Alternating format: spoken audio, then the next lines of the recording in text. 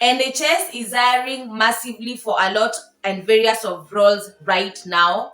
Previously, they hired for the UK healthcare visa and skilled worker visa only. But today, I want to share with you a new visa and a new route to move to the UK, and you can come via this route and visa via also the NHS. Remember guys, if you're new here, I have shared videos on how you can move to the UK via the NHS route or the NHS company. NHS is the UK government parastatal that is in charge of healthcare. NHS stands for National Health Service. So if you're looking for opportunities that give or that are under NHS, then this is the video for you. And the visa we are going to talk about today is the religious worker visa.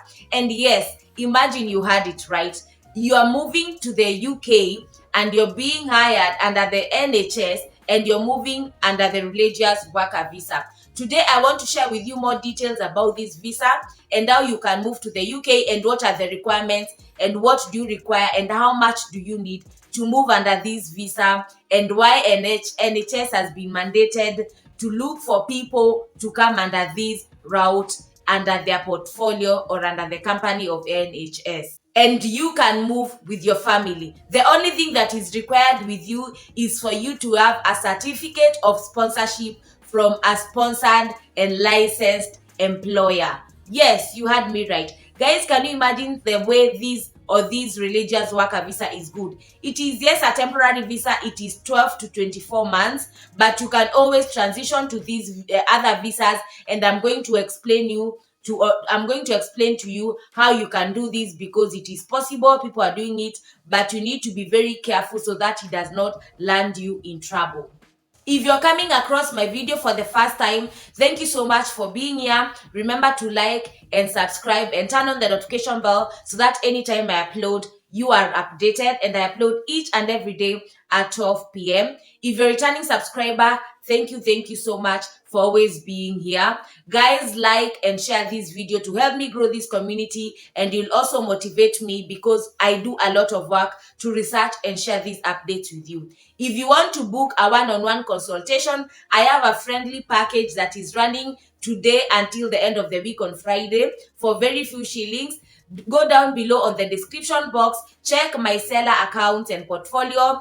If you want to access very good services from me, consultation services, CV review for very few bucks or dollars, check down on the description box. I'm more than willing to guide you on what you need to do so that you up your chances to move and relocate abroad. So guys, I want to share my screen with you and show you what this religious worker visa is about, so that on your own free time, you'll go to the NHS website. I link it down below on the description box, and you can look for these jobs. These religious worker jobs or religious worker job visa category will get you to work for 40 hours a week, just like the skilled worker visa, just like the Tier 5, Tier 2 worker visa. The only thing you need is for you to have or to be upfront with applying for as many jobs as you can. Remember, you do not need your IELTS, that is the English proficiency test. You do not need to have any experience. You do not need any degree. A lot of people will ask and wonder, how is that possible? And I am not an imam, I am not an evangelist, I'm not a pastor. The religious worker visa is not under the mentioned categories for you being an imam, you being a pastor, you being an evangelist. Religious workers support people and support church function. In the care of NHS, looking for employers to come under the religious worker visa is for you to offer guidance and godly guidance to patients who are in these institutions like hospital. So yes, you do not, or you're not a pastor, you're not a vicar, you're not an imam, you're not an evangelist, but you'll just be offering pastoral support to patients, the old people, people with Alzheimer's, dementia, and general patients under all the different categories you can always think for. You can also move with your family and they come as dependents, and your spouse is allowed to work under the religious visa. The only downside is this visa is a 12 to 24 months. It's a temporary visa. So what you need to do is, if you've been here for 12 for 24 months, the government also gives you extra 28 days. So once your visa elapses, or when it's about to elapse, you look for other jobs. The only downside is you cannot apply, or you cannot transfer or move the religious worker visa while you're still in the UK. You'll need to do that from your home country. So that means you need to go back and reapply for the other visa that you've gotten the job to. Could be a tier 5, could be a tier 2. But guys, there's nothing wrong with you moving to your home country or back home to apply for a visa. These processes take, in most countries, or like in the case of Kenya, it takes around 3 to 7 weeks. So it is not something that is so complex. I believe in most places in Africa and in Asia, it does not take more than 3 months for you to get the UK visa.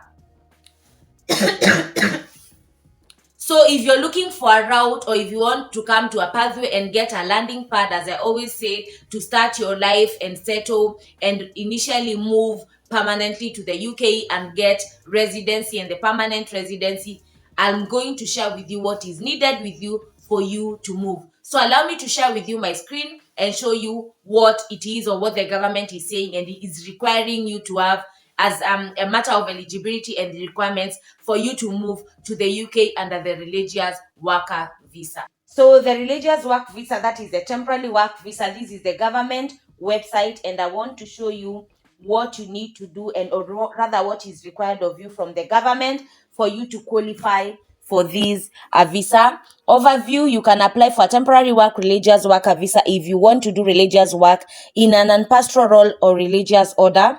And 2, if you meet the other eligibility requirements. This visa has replaced the tier 5, that is temporary worker religious worker visa. Sponsorship: you must have a certificate of sponsorship from a licensed sponsor before you can apply to come to the UK to work. The work you do in the UK must relate to your sponsor's organization work. How long does it take? You can apply for a visa up to 3 months before the day of you are due to start work in the UK. This date is listed on your certificate of sponsorship. As part of your application, you need to prove your identity and provide documents. Getting a decision: once you've applied online, proved your identity and identified your documents, you usually get a decision on your visa within 3 weeks if you're outside the UK, and 8 weeks if you're inside the UK. If you need to get an appointment, you may be able to pay for a faster decision. Definitely the priority services. You can always do that on your own free time and see how much you need to be paying. How much does it cost? You, your partner, or your children will each need to pay the application fee, pay the healthcare surcharge, which is usually $624 per year. You can check how much you'll have to pay, prove you have enough personal savings, check how much is the eligibility requirements. Application fee: the application fee for each person applying is £298.